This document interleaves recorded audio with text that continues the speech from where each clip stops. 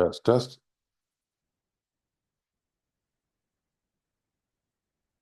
Hey there, it's time for another tax video, just in case you can't sleep tonight. So let's go over some taxes for people living abroad. I've already done several videos on this, but this is a little different take because I'm going to talk about if you're 1099 paid. As you might guess, I've recently, well, last year, changed to 1099 instead of W-2, which changes the tax game a little bit. Things you have to think about. Not crazy.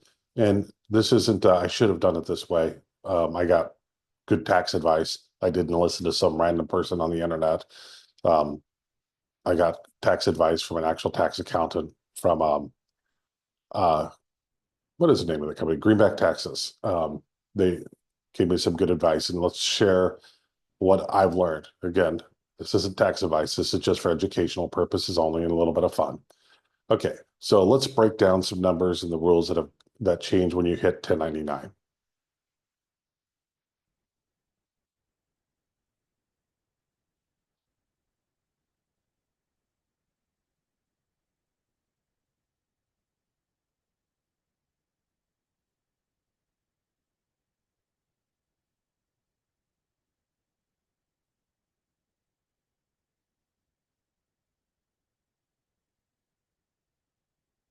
Okay, let's go to the PowerPoint. Okay, so 1099 while living abroad. So again, educational only, not tax advice, not a tax account, random dude on the internet. If you get hauled in front of the IRS, don't blame me. Okay, how's 1099 different from W-2? Well, there's lots of differences in the realm of accounting, what you have to do, things like that. We're not talking about that. We're just going to focus on what's the difference as far as living abroad and your tax situation. So the things that are the same with 1099 is it's earned income. If you recall from other videos, earned income is a category of income that is from your activities gathered by W-2 or 1099. It's not your interest income. It's not your investment income. It's earned. This is important because the foreign earned income exclusion applies to only earned income, which 1099 and W-2 are. So that's good. Now, the big difference with 1099 from a tax standpoint while living abroad is you have to pay your own self-employment tax, aka payroll tax, aka Social Security tax. If you remember with a W-2, they withheld a little over like 7.5% of your paycheck automatically. And your employer's paying the other a little more than 7.5%. It's 15.3 overall. And that is automatically withheld, taken for you, combined with the part your employer is paying, and that goes off to Social Security and Medicare. When you are self-employed, aka 1099, you have to save that entire 15.3 yourself. So 12.4% of that goes to Social Security, and that's up to the limit for the year. I think in 2024, the limit was 176,000, and after that, you don't pay it anymore. So it's always a nice little bump if you get up past that. And 2.9% of that goes to Medicare, which is all of your everything you make out of your earned income. 2.9% goes to Medicare. It's about 15.3% combined, and that is your payroll tax, not your income tax, but your payroll tax. The foreign earned income exclusion does not apply to this amount. So you have to pay this tax. Again, if you're W-2, it's automatically withheld for you. If you're not W-2, you have to do this yourself. And there is almost no way out of this. You have to remember to do this. Let's do an example. So let's say you have a net income of 120,000 and it's all 1099. So you go to your foreign earned income exclusion, which is 126,000 and change for this year, what year of 2025. Well, it was 2024. I don't know what it is in 2025 yet. It will be more. And yeah, you don't have to pay any tax. You don't have to pay any income tax. You still have to pay your payroll tax. And 15.3% of that 120,000, it's about $18,000 you got to have to pay. You have to do it quarterly estimated too. Otherwise, you're going to get hit with a penalty. So you get out of income tax through foreign earned income exclusion, you do not get out of the payroll, aka Social Security tax. Don't get caught by this. You have to remember this. So there are classic ways. If you Google how to get out of paying self-employment tax, you're going to get hit with all sorts of things. So the most popular one I've seen is forming an S corp. An S corp might be a really, really great idea if you're living in the U.S. If you're living abroad, it's maybe not as good as idea. So let's just review the kind of the common plan for filing an S corp. You go declare yourself, a corporation. It's not just you anymore. You make a corporation, you file the paperwork, and there's fees and taxes to go along with this, or fees, I should say, to go along with filing. And there's states that are better or worse to file in. And you become an S corp. Then, as an S corp, you pay yourself a salary. You presumably do not pay yourself the entire 120,000. You pay yourself some as little as possible from that. But the IRS says it has to be a reasonable income. So you can't pay yourself like $1, So you've got to pay yourself a reasonable income for where you live. And then the rest of that money you can take as a dividend payout at the end of the year for owning the company. So that's your dividend payout.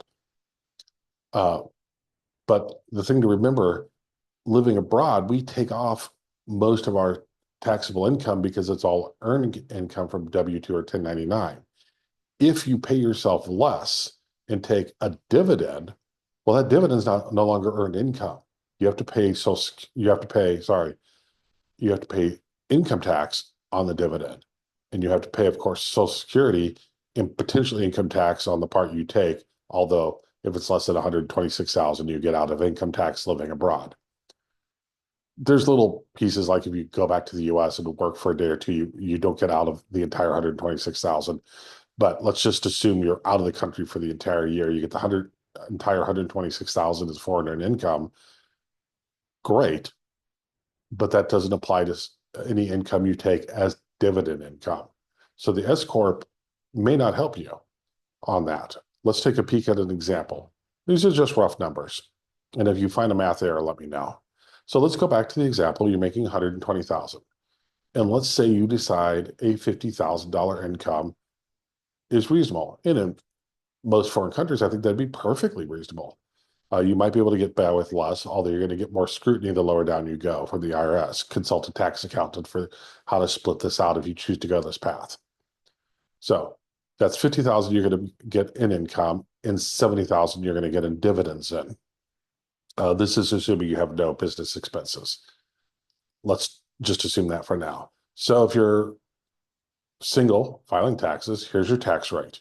So your tax rate is going to apply to the dividend income. So you're going to have a split of 10, 12, and 22%. And if I did the math right, you can see you split that out, you've got 10% of the first 11,600, then of the interim amount, you've got 12% of the next 35,000. So you end up, that's about 4,000. The rest taxed to 22%, you end up with, about 10,500 in income tax. And of course, for the 50,000 you paid yourself, you have 15.3 times that, you got 7,000. So your total tax bill ends up being $18,102 for payroll and income tax. So in this particular structure, you end up saving about $200. Is that worth it? Probably not after you pay all the fees for S Corp and all the extra filings. So when you're living abroad and you're only making, 120, 150,000 or so, you're not going to make a better tax situation going S Corp, most likely. Run the numbers yourself, obviously. Once you get up in like the 200,000, 300,000, if you're up in that range and living abroad, well, this might start to make sense then, because your foreign income drops off at 126,000. If you're making 226,000, well, then you got 100,000 that you're still going to be taxed. So you could probably start to come out ahead on the S Corp that way.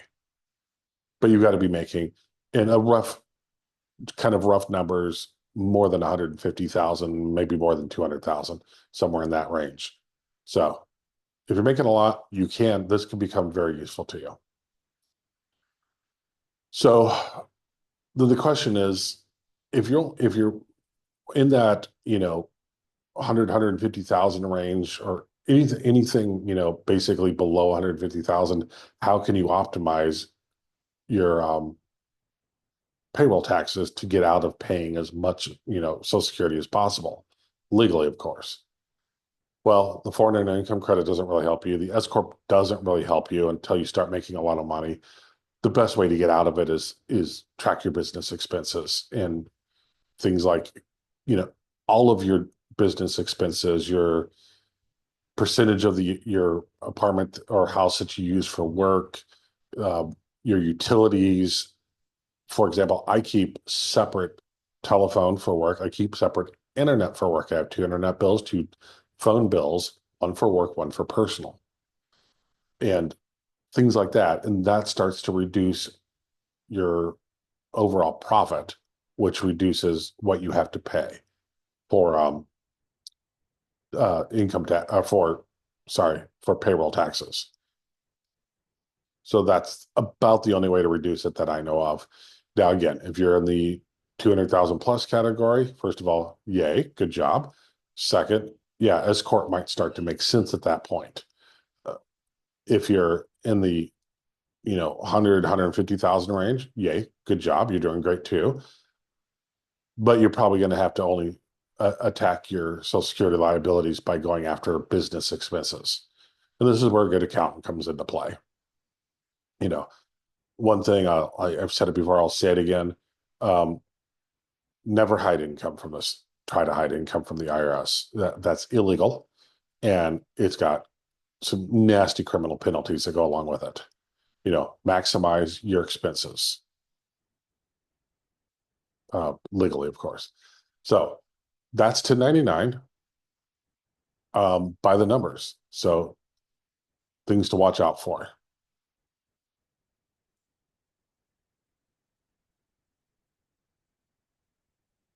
So the big things to watch out for are, don't forget, you've got that 15.3% that you have to pay, and you have to pay quarterly estimated filings when you're 1099. You have to do it for income tax too. But again, you can write off so much with the foreign earned income exclusion that you won't have to pay any income tax on that, but you have to pay the payroll tax. You have to plan for it, and you have to file it quarterly. Don't get caught with an unexpected huge tax bill because you thought you're getting out of all your taxes because of the foreign earned income. That's only income tax, not the payroll tax. I hope you find this useful. I hope you're seeing this before you get caught owing a big tax bill. So, and stay tuned. I'll try to get some more content. I've got some more flight reviews planned, and I'll try to get more content up. Thanks for watching.